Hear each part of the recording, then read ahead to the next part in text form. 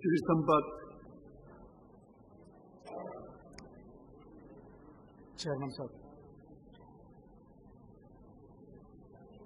Thank you, sir. I will try my best to not to repeat any points that have been raised by my learned friends and seniors in this August. I would like to get a clarification from the Honorable Minister. What is the exact number of Indians living and working outside India? Because it is a bit confusing when I go through the annual report of the Ministry of External Affairs. In the page 9 of the introduction and the synopsis, it says that it is 5 million. On the same book on page 42, it says that about 4.5 million. But when I went through the annual report of the Ministry of Overseas Indian Affairs, there is a mention, but it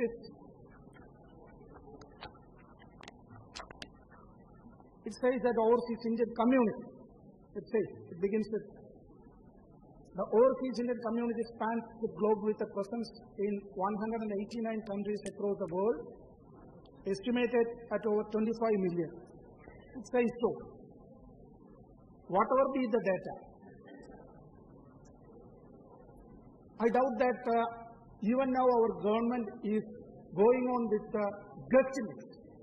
Guesswork plus estimate equal to guesstimate. This is not fair, because as per the Reserve Bank of India, the total private remittances from abroad in 2008-2009 is $46.9 billion. Of these, $30 billion came from the Gulf region. Sir, I am coming from a state from where more than 3 million people have gone abroad, especially to the Gulf region, to earn a livelihood. We believe it is a duty of the Ministry of External Affairs to protect the interests of those who are working abroad and living abroad. If one holds the passport of Indian Republic, it is a signature of the sovereignty of India. But may I know, sir, how many officers and how many staff members are working in those countries? The Ministry of External Affairs itself admits that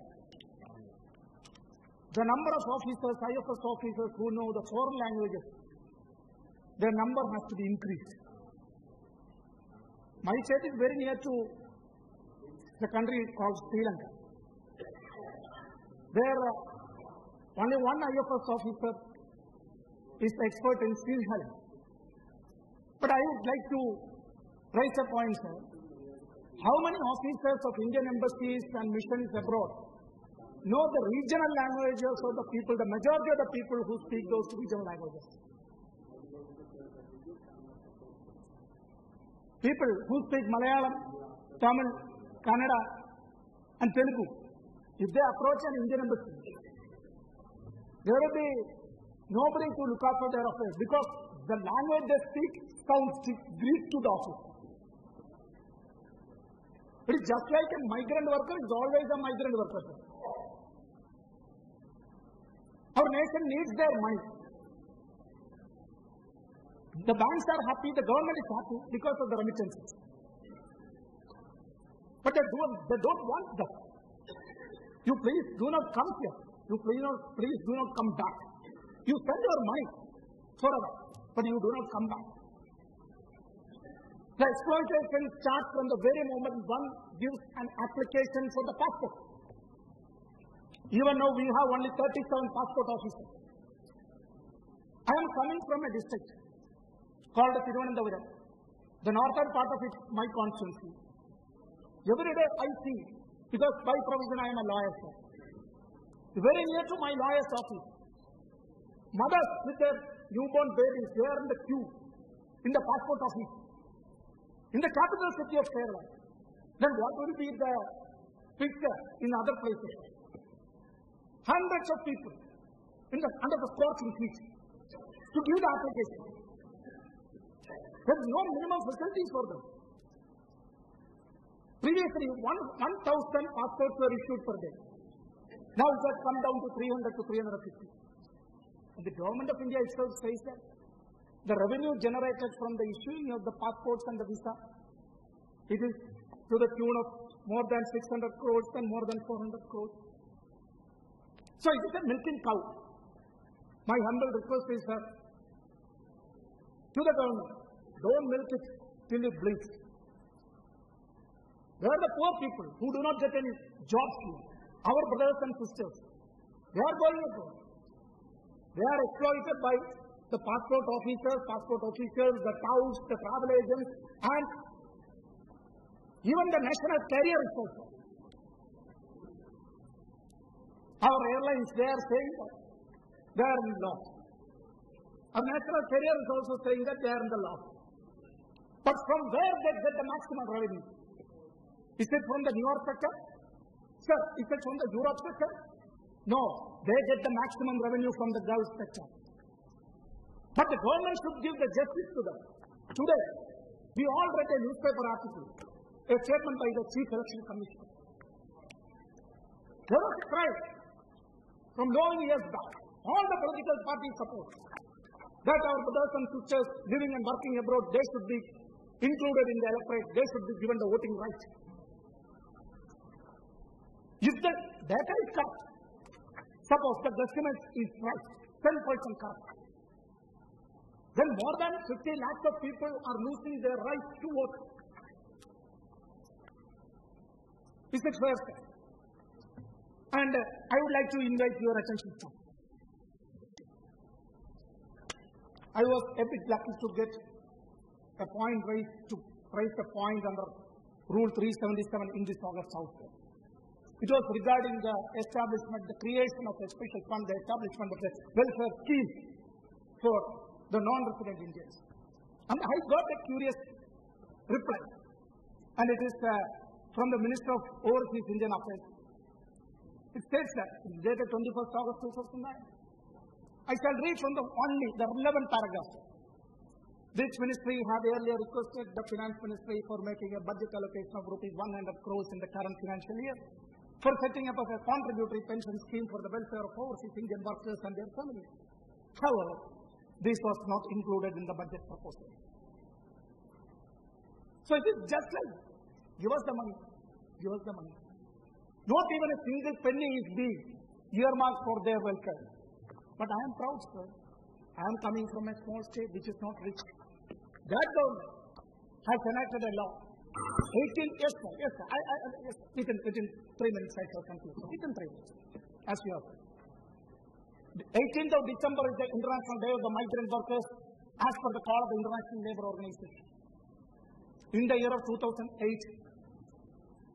unanimously, the Legislative Assembly of the Kerala, they have passed a bill, and now a welfare fund has come into existence, giving pension, accident relief, maternity benefit, loans for house construction, loans for the studies of the children, like that. Even though it has a very humble beginning, it is a model. Even now, this nation, next to China, we have the largest population. Next to China, we are sending the maximum number of people outside to work, to go abroad. But at least we should show some mercy to our brothers and sisters. I would say that it is their right that we are denying. A small nation called Philippines is working much better than us. There should be coordination between the External Affairs Ministry, Ministry of Overseas Indian Affairs, Home, Finance, Commerce, etc. But I do not see such coordination.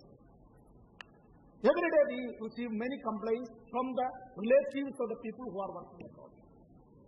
Of course, I understand that this is a very complex issue. And we all know that whenever diplomats say yes, definitely there will be a no on the right. And whenever the diplomats say no, there will be a yes also. But with your permission, I have certain points to raise, which is I would like to put to the notice of the Honorable Minister also. One, please give more aircraft, more services to the passengers going abroad and coming back. 2, open more passport offices. 3, provide sufficient number of staff to the passport officers. 4, give sufficient number of staff and officers to the Indian missions abroad. 5, open the help desk there and ask them to work it 24 hours a day, because now 20% of the workforce going abroad consists of women. Now, not only men, but 20% of it, without any women's reservation, they are going there. They are going and they are working and they are sending the money to this nation. We are getting the precious foreign exchange, but we should know that we have to save their precious lives and we have to honor the dignity of the life. At the same time, while discussing this, I am concluding, sir, I am concluding. In this house, anyway, some discussions have taken place in the last session and before that also. There have been certain statements by various ministers at various places which have created certain confusion and made the situation more complex. The foreign external affairs, the foreign affairs, it is not a private matter. It is a matter of concern even to the public. Everybody should know. Now what has happened? Kindly conclude. Yes, Please. I am going to come. I am one of the most obedient members, sir. I am going to come. Don't be obedient, but conclude. The Indo-US nuclear treaty, my party was deadly against it. Today in the news, while we are assembling here and discussing about the external affairs, demands for grants, the discussion on the demands for grants is taking place. There is news that US Congress is not going to honor as per what we have expected, what the government of India has expected. Some provisions regarding the process of the fuel spent. What we think is different than what this is. And we all know that it is a race of cat and mice. And who is the mice and who is the cat is different. Then, some of the members, they have raised some very valuable points here. We have to fight the terrorism in our life. It is our duty. At the same time, we have to protect the integrity of the nation. While we are doing our duty, we should not forget that we are one of the founding fathers of the non-aligned movement. But it is a pity to see that now we are at the end of somebody else's wagon, if it is the United States of America which is now giving directions to India, and if we are going to play the second fiddle to the US aspirations and the US interests, that will not be tolerated by the people of India. This country has to take another path. I definitely, we have to appreciate, we have to strengthen the BRICS, we have to strengthen the relation with the third world countries, and the future is not for a unipolar world, but India has a role to play, and we have to fulfill that. It is what the time and history are asked us to do that.